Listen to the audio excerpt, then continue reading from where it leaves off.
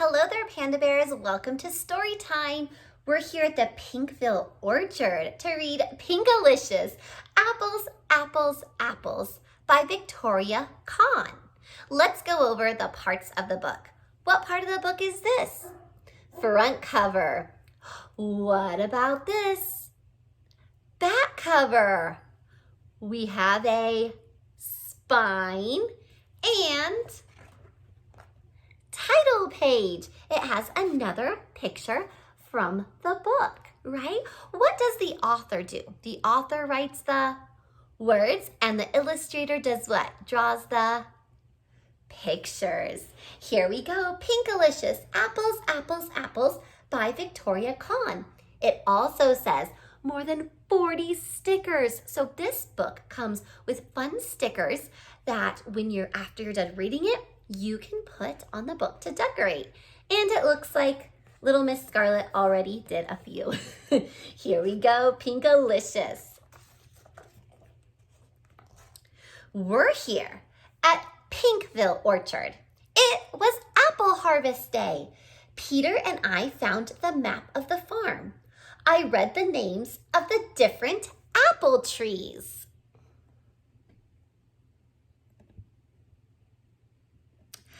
Pinko, wow, I shouted.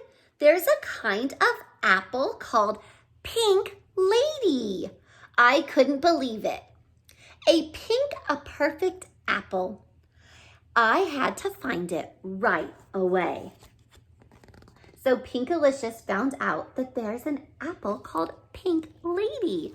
Have you ever tried a Pink Lady apple, pandas? I have, they're good.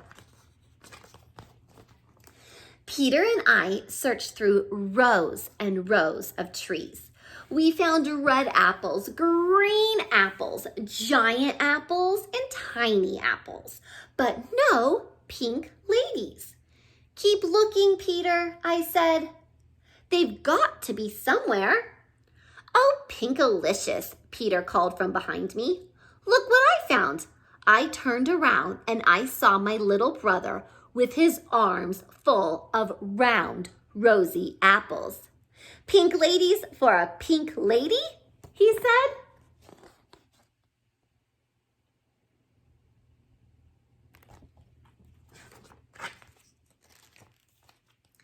Peter and I giggled as we put the apples in our wagon. Let's get some more, I said. We ran back and forth until we filled the wagon. More? Asked Peter. More, I answered. See, right here it says more, like question mark, like Peter's asking, more Pinkalicious, like a question. And then she responds by saying, more, an exclamation, yes, with excitement, like, yes, Peter, more. By the time Mommy and Daddy found us, our apple pile was an apple pyramid of beautiful pink ladies. Oh dear, Mommy said. What are we going to do with all this fruit? Said Daddy. Peter and I looked at each other. We had a thought. Or we hadn't thought about that. What are they going to do? We rode home very carefully and very slowly. Why do you think they went slow? You're right, they didn't want the apples to fall. Peter and I kept looking back to make sure the apples did not fall off the wagon. Oh dear, said Mommy again. Straight ahead of us was a giant hill. Mommy looked at Daddy. Peter looked at me. Uh-oh, I said. Up, up, up we climbed. We pedaled and we pushed our way to the top. At long last, we were almost home. I could see all of Pinkville down below. I was so excited to get home that I started pedaling faster. Wait, said Daddy. Be careful or the apples will. What will the apples do? Will they fall? Let's see. Uh-oh. Daddy didn't get to finish his sentence. He was interrupted by the sound of rolling apples. The pink ladies fell out of the wagon and went flying down the hill. We tried to catch them, but they were rolling much too fast.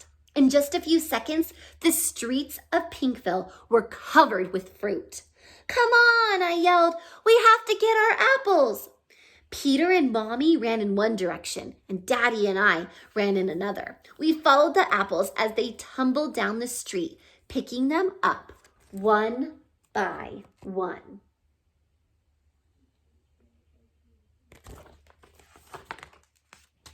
We searched high and we searched low for our missing pink ladies.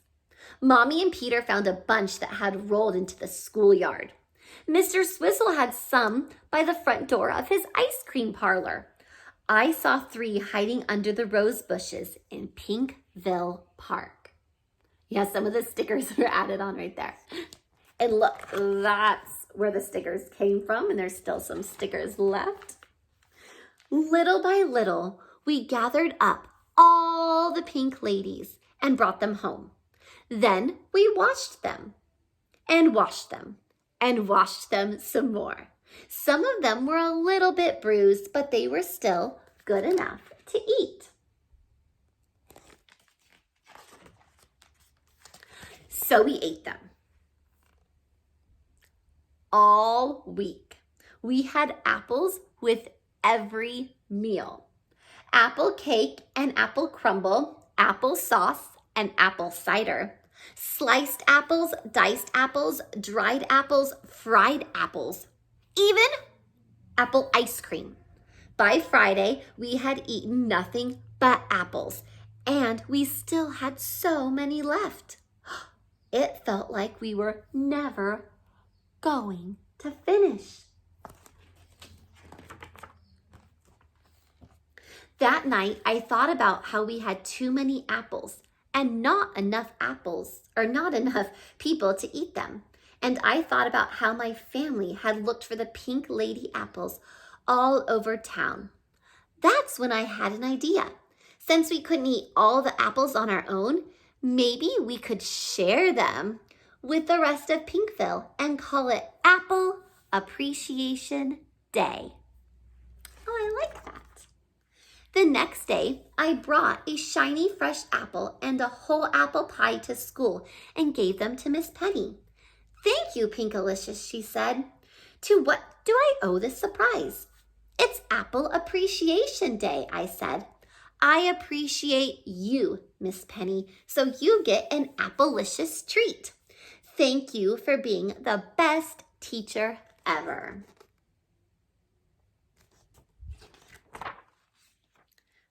My friend Allison was out sick, so when I got home, Mommy and I went over to her house with a basket of apples. I'm sorry you're sick, I said. Since an apple a day keeps the doctor away, I hope this keeps you healthy for a long, long time. Allison giggled. She bit into an apple. I feel better already, she said. Everywhere we went, we handed out apples and apple treats. Finally, we reached Mr. Swizzle's shop. We gave him a small container of apple ice cream. Mr. Swizzle, you spent all day making sweet treats for everyone in Pinkville, I said. This time we wanted to make something delicious for you. Happy Apple Appreciation Day. Mr. Swizzle took one bite. This is marvelous. This is excellent. This is positively Applelicious, he said. What do you want to call it? Pink Lady Supreme, I said with a smile. By that evening, we had given away almost all our apples. We had only one left. Looks like Apple Appreciation Day was a huge success, said Mommy and Daddy, giving me a big hug. Then Mommy took the last apple out of the basket. This one's for you, Pinkalicious, she said as she cut it in half and twisted it open. Inside, there was a star. Look at that, inside the apple, little star. A pink lady with a star inside, said Daddy. That sounds like someone I know. Thanks for being so generous with the apples and for thinking of other people, said Mommy to Daddy. You are our star. The end. Thank you, Panda Bears, for listening to Pinkalicious Apples, Apples, Apples by Victoria Kahn. Okay, question time. Who were the characters in this story? Good, Pinkalicious, her brother Peter, her mom and dad, yes. Who else was in the story? Yes, Mr. Swizzle that owned the ice cream shop, her teacher, her friend that wasn't feeling very good, right? Do you remember her name? There's her teacher, Miss Penny, and her friend Allison. Good. Wow, those were the main characters in the story. And where did this story take place? Pinkville Apple Orchard and at her house. And then she went to school and in all of Pinkville when they were looking for the apples. Yes, and then they went to Allison's house. Good, those are all the different places in the story that the characters visited. Very, very good. So what happened? Did they not have enough apples or did they have too many apples? They had too many, right? Pinkalicious and her brother Peter, they picked so many apples and their wagon was so high that what happened? Yes, when they were going down the hill, the apples started tumbling all out all over town. And then they ate apples nonstop, all different types of apple treats and apple yumminess for a whole week. And they still had so many apples left. So what did they decide to do with them?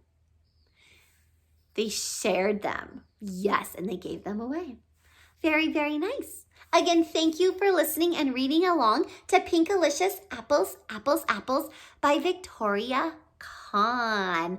I hope that you guys get to visit an apple farm or maybe at the grocery store you can pick up some apples and do apple tasting on your own. We're going to do that as well. So thank you so, so much. Have a wonderful, wonderful, wonderful day and see you soon, pandas. Bye.